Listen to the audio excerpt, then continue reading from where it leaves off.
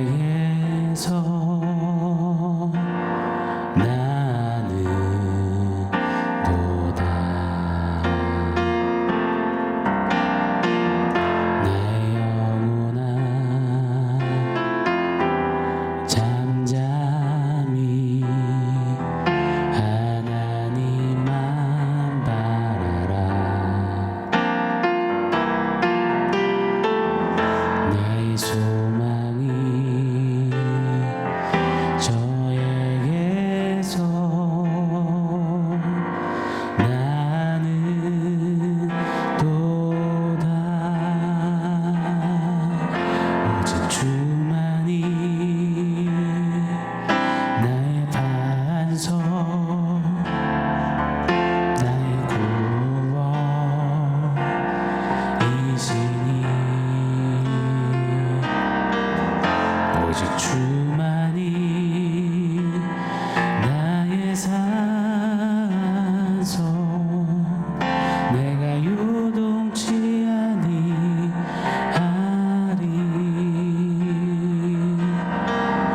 오직 주만이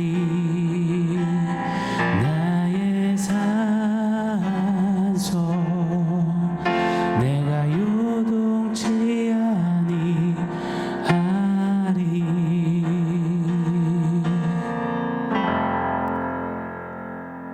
샬롬. 오늘 우리에게 주신 하나님 말씀은 갈라디아서 5장 22절 23절입니다. 우리 한 목소리로 같이 읽겠습니다. 오직 성령의 열매는 사랑과 희락과 화평과 오래 참음과 자비와 양선과 충성과 온유와 절제니 이 같은 것을 금지할 법이 없느니라. 아멘. 지난 이틀간 성령의 열매 마지막 영양소이자 마지막 맛인 절제를 살펴보았습니다. 절제가 마지막 영양소라는 것, 그만큼 절제가 중요하다는 의미라 생각이 듭니다. 뭐든지 끝맺음이 중요하잖아요. 유종의 미가 중요하지 않습니까?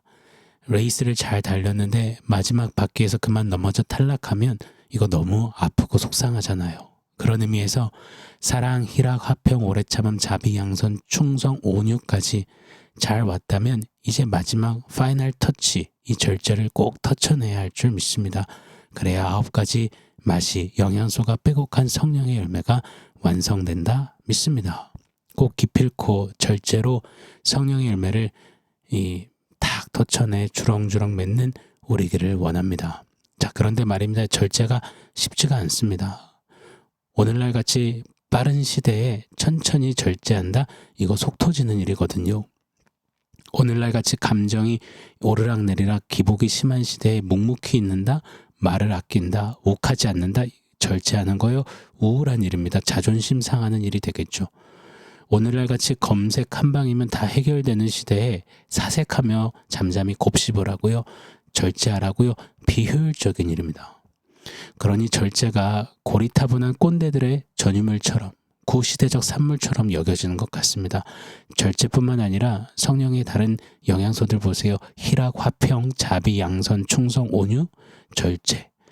이 오늘날 시대는 이런 단어들 듣자마자 콧방귀를 낄 겁니다. 절제의 미덕이라고요. 너나 하세요 라며 버럭 화를 내는 시대 오늘날 아니겠습니까?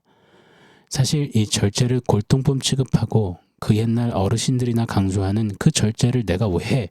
이렇게 일부러 절제를 안 하는 것처럼 말하는 시대이지만 사실 그 내면을 보면 절제를 안 하는 게 아니라 못 하는 겁니다. 절제가 이게 말이 쉽지 정말 어렵거든요. 왜냐하면 바로 죄 때문입니다. 죄에 조종당하는 이 세상에서 절제는 매우 매우 어렵습니다. 죄가 대체 뭘 했길래요? 여러분 잘 알다시피 이 선악을 알게 하는 나무의 실과를 먹지 말라 하신 하나님의 말씀이 있었잖아요. 그럼 그 나무 앞에서 실과를 보면서 하나님 말씀을 생각하고 하나님을 인정하며 이 절제를 터쳐내야 했습니다. 그러나 사탄은 속삭였습니다. 야, 절제하지 마. 먹어. 보암직스럽고 먹음직스럽고 지혜롭게 할 만큼 탐스럽잖아. 먹어. 먹으면 너 하나님처럼 된다. 그렇게 절제를 집어 던진 채 선악과 실과를 따 먹었습니다. 이렇게 죄로 오염된 우리 세상인지라 이 절제가 붕괴됐습니다. 절제 능력을 상실한 겁니다. 절제를 안 하는 게 아니라 못하는 세상입니다. 자, 그렇다면 어찌해야 할까요? 어떻게 절제를 우리가 탑재할 수 있을까요? 저는 이렇게 표현해보고 싶습니다. 절제 불모지에 핀 절제 꽃을 보면 된다고 말입니다. 뭔 소리를 하시겠죠? 예를 한번 들어보겠습니다. 같이 한번 생각해 봐 주세요. 1990년대에 대한민국 국민들을 설레게 했던 사람들이 있습니다. 바로 박세리 선수와 박찬호 선수죠. 박세리 선수의 맨발 투어는 잘 아실 겁니다. 끝내 이 길이라. 이 당시까지 이 골프는 거의 관심 밖의 스포츠였습니다. 골프 불모지가 대한민국이었습니다. 그러나 박세리 선수를 통해 골프가 우리나라에 널리 알려졌죠. 골프 불모지에서 박세리 선수라는 꽃이 피었습니다. 그랬더니 그 이후 수많은 대한민국 골프 선수들이 그 꽃을 보며 그 꽃을 따라 여기저기서 일어났습니다. 또 다른 꽃들이 핀 거죠. 박찬호 선수가 등장하기 전까지 한국 이 야구는 그냥 국민 스포츠였습니다. 국내 스포츠 말입니다. 그런데 박찬호 선수가 미국 메이저리그에 나가면서 우리만의 리그를 하던 불모지에 색다른 꽃이 피게 된 겁니다. 그 꽃을 보고는 제2의 박찬호, 제3의 박찬호 그렇게 우리나라 메이저리거들을 대거 배출하는 그런 우리나라는 야구 강국이 되었습니다. 2000년대는요.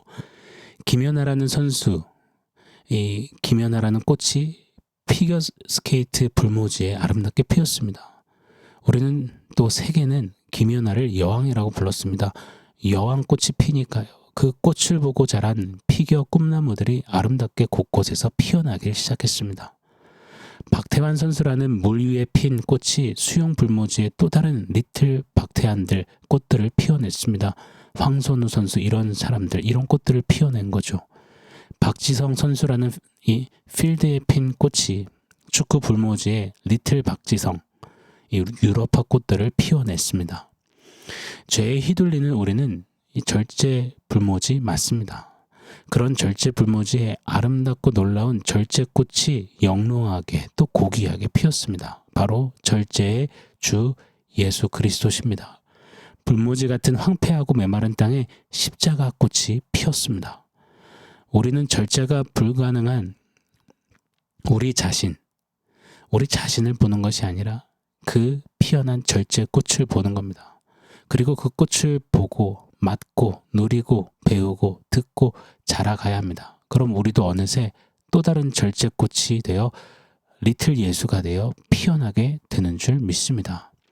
지난 이틀간 살펴봤잖아요. 절제는 목표가 중요하다고요.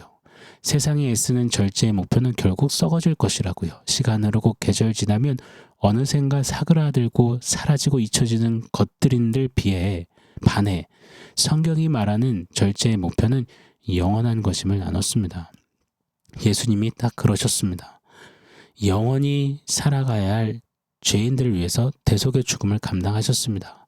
사람들이 막 예수 기적에 들떠 환호할 때도 내 때가 이르지 않았다 하시며 절제를 보이셨습니다. 늘 하나님 아버지의 말씀대로 움직이고 행하시고 말하셨습니다. 절제를 보여주셨습니다. 그렇게 하나님이 정하신 때에 정확히 죄인들을 살려 영원한 영생을 누리게 하셨습니다. 예수님의 절제 목표는 영원한 하나님 나라, 영원한 하나님의 백성이었고 그렇게 절제로 그 목표를 이루셨습니다. 또요. 절제에 사용된 원어 앵크라테이아에는 두 가지 욕망이라는 뜻이 있음을 나눴습니다. 큰 욕망과 작은 욕망들. 큰 욕망이 거침없이 이 작은 욕망들을 공격해 이겨야 절제는 맺혀지는 것임을 다루었습니다. 배웠습니다. 예수님은요. 저와 여러분을 향해 내 너를 사랑한다, 내 너를 살리리라 큰 뜻을 가지고 계셨죠. 허나 육신을 입고 이 땅에 오신 예수님께도 아버지여 이 잔을 내게서 옮기시옵소서라는 요청도 생기셨습니다.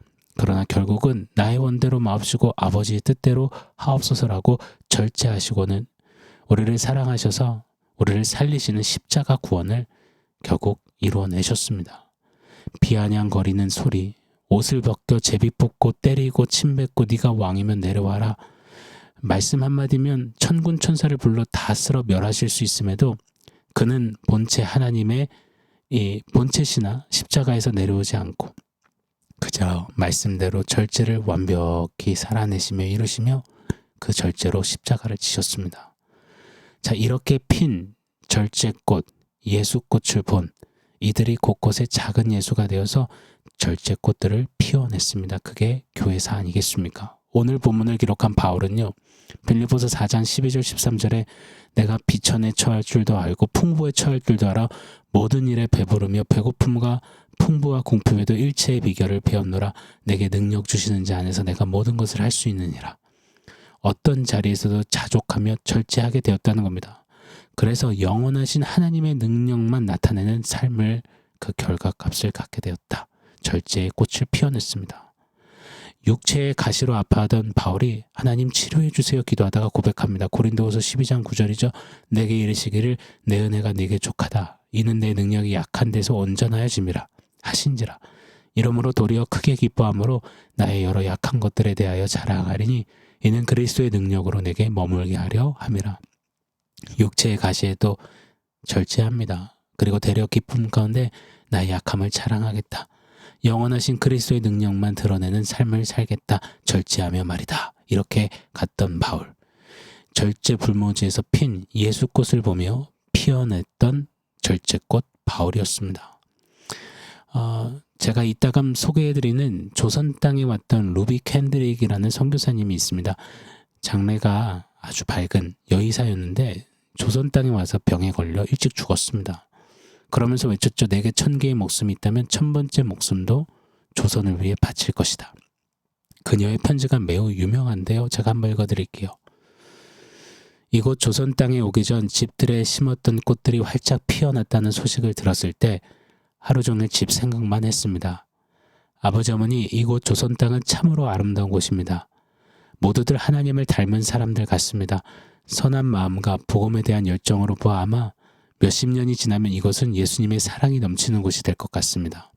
저는 복음을 듣기 위해 20km를 맨발로 걸어오는 어린아이들을 보았을 때 그들 안에 있는 하나님의 사랑 때문에 오히려 위로를 받습니다. 그러나 한편에서는 탄압이 점점 심해지고 있습니다. 그저께는 예수님을 영접한 지 일주일도 안 된 서너 명이 끌려가 순교했고 토마스 선교사와 제임스 선교사도 순교했습니다. 선교 본부에서는 철수하라는 지시가 있었지만 대부분의 선교사들은 그들이 전도한 조선인들과 아직도 숨어서 예배를 드리고 있습니다. 그들은 모두가 순교를 할 작정인가 봅니다. 오늘 밤은 유난히도 고향으로 돌아가고 싶습니다.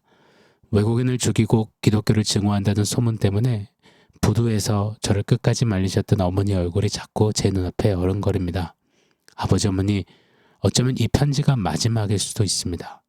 제가 이곳에 오기 전 뒤뜰에 심었던 한 알의 씨앗이 이제 내년이면 온 동네가 꽃으로 가득하겠죠. 그리고 또 다른 씨앗을 만들어 조선 땅에는 많은 꽃들이 피고 그들도 여러 나라에서 씨앗이 될 것입니다. 저는 이 땅에 저의 심장을 묻겠습니다. 바로 이것은 제가 조선을 향해 가지는 열정이 아니라 하나님께서 조선을 향해 가지신 열정이라는 것을 알게 되었습니다. 어머니, 아버지 사랑합니다. 목숨으로 절제하며 참고 뿌렸던 씨앗이 꽃으로 피기를 원한다. 조선 땅에 그 꽃들이 피기를 원합니다. 이 그녀의 편지가 미국에 있는 그녀의 교회에 전해지자 눈물바다를 일었고 이후 그녀의 희생을 전해들은 많은 젊은이들이 낯선 땅 한국, 조선을 위해 선교사로 헌신해 오게 되었다고 합니다. 또 다른 꽃들을 피워냈죠. 절제 불모지에 핀 예수꽃을 보며 피어났던 절제꽃 루비 캔드릭이었습니다. 자, 사랑하는 여러분, 절제 불모지에서 핀 예수꽃, 예수님의 절제를 보며 우리도 우리에게 허락하신 삶의 자리에서 또 다른 절제꽃으로 피어 오르시자고요. 영원한 것을 위해 유한한 것들을 너끈히 이기는 절제, 그렇게 좀 멋있게 절제를 피워내는 우리이기를 예수 이름으로 축원합니다. 자, 오늘 원포인트는 땡땡꽃이 피었습니다입니다. 자기 자신의 이름을 넣어서 해보는 겁니다. 땡땡꽃이 피었습니다. 오늘 말씀이 절제에 관하여지만 비단 절제뿐이겠습니까? 사랑, 희락, 화평, 오래 참음, 자비, 양선, 충성, 온유, 절제까지 이 모두가 꽃으로 피신 예수님을 볼 때 우리가 피워낼 수 있는 것이라 믿습니다. 사랑 불모지인 잿덩어리에게 사랑으로 피신 예수, 희락 불모지인 죄인에게 희락으로 피신 예수, 화평 오래 참음 자비 양선 충성 온유 불모지인 죄의 노예에게 화평 오래 참은 자비양선 충성 온유 절제로 피신 예수꽃, 그 예수꽃을 보며 리틀 예수가 되어서 꽃으로 피십시다. 그렇게 서는 우리가 되기를 원합니다. 외치길 원해요. 예수님을 보며 예수님 때문에 자라난 땡땡꽃이 피었습니다. 그런 우리 되게 하실 줄 믿습니다. 아멘. 사랑하는 성도 여러분, 오늘 말씀과 원포인트 기억하면서 우리 함께 기도하겠습니다.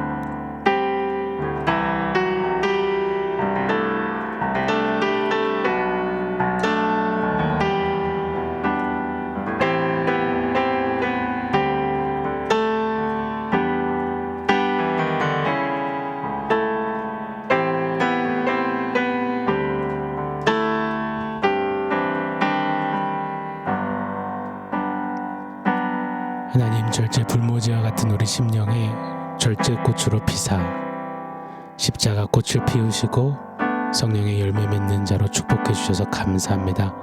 이제 절제꽃 예수 그리스도를 바라보며 그 예수를 본받고 닮아 우리도 또 다른 절제꽃이 되어 피어나는 성령의 열매 맺는 사람들 되게 하여 주시옵소서. 예수님의 이름으로 기도합니다. 아멘.